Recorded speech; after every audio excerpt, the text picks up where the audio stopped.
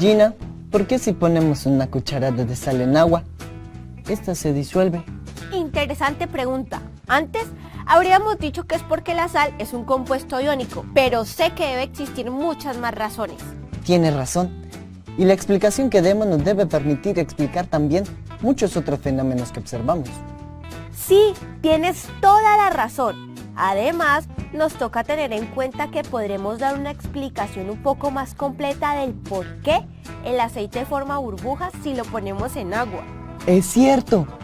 No importa cuánto agitemos un vaso de agua con aceite, al final el aceite siempre queda flotando sobre el agua. ¿Cuál será la relación entre todos estos fenómenos? ¿Será que sí tienen una explicación en común? Antes me ha pasado con otras cosas que he visto que al principio parecían ser diferentes, pero que vistas en detalle uno se da cuenta que comparten una explicación. Sí, lo recuerdo. A mí también me han pasado cosas así antes. Como cuando aprendimos que todo lo que vemos alrededor es el resultado del efecto de diferentes tipos de enlaces entre átomos. La verdad, no lo había pensado mucho, pero las cosas que nos rodean son el producto de la organización de los átomos. Es decir, todo lo visible está compuesto de pequeñas cosas invisibles. Sí, así es. En el caso de los ejemplos que vimos, lo que es común a todos es que hay una interacción entre cosas diferentes. Y es como si hubiera algo que determinara lo que pasa en cada caso. Tienes toda la razón, Chucho, pero siento que estamos lejos de comprender esos casos. La progresión de lo macroscópico a lo molecular y de lo molecular a lo simbólico les puede ayudar a comprender lo que sucede en los ejemplos que vieron y moverse desde las ideas más concretas a las más abstractas. ¡Uy, Buxi! Ahí sí que nos perdiste. No te entendí nada. Cada uno de los casos de los que están hablando sirve para explicar un fenómeno que define muchas de las características del mundo físico. En este sentido, estaban en lo correcto al pensar que a pesar de que son cosas diferentes, todas están relacionadas.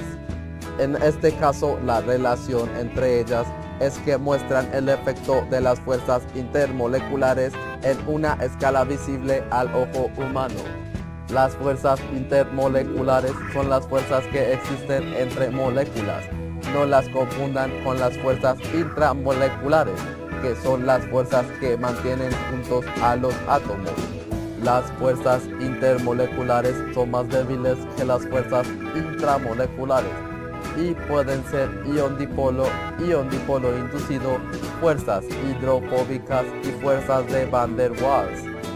En el caso del vaso con agua observamos que la sal se disuelve gracias a la interacción ion-dipolo. La sal es la sustancia iónica y el agua es el dipolo, es decir, el agua posee carga negativa y positiva. La explicación para este fenómeno se conoce como interacción hidrofóbica. Ocurre cuando la molécula de cualquier sustancia, en este caso el aceite, no es capaz de interaccionar con las moléculas de agua ni por interacciones ion-dipolo ni mediante puentes de hidrógeno. Tal es el caso de los hidrocarburos saturados como los lípidos. En esta situación, las moléculas de agua están cerca del hidrocarburo y se asocian formando una estructura parecida a la que observamos en el vaso, creándose una especie de jaula de moléculas de agua alrededor de la molécula hidrofóbica.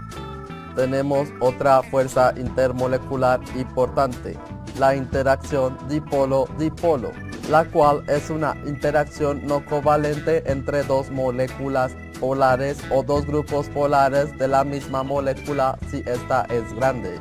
¿Cómo así? ¿De qué se trata esto? Por ejemplo, ¿ustedes saben cómo se llama la unión entre las moléculas de agua o unas uniones fuertes entre las estructuras del ADN? No. Se llama enlace hidrógeno, o los que conocemos como puentes de hidrógeno. Estos son ejemplos de fuerzas dipolo-dipolo. Chicos, todo tiene explicación y relación. Todo. Ahora sí está claro cuál es la relación de todos estos fenómenos. Y no solo es eso, Gina. Podemos explicar uno por uno. Gracias, Buxi. Gracias,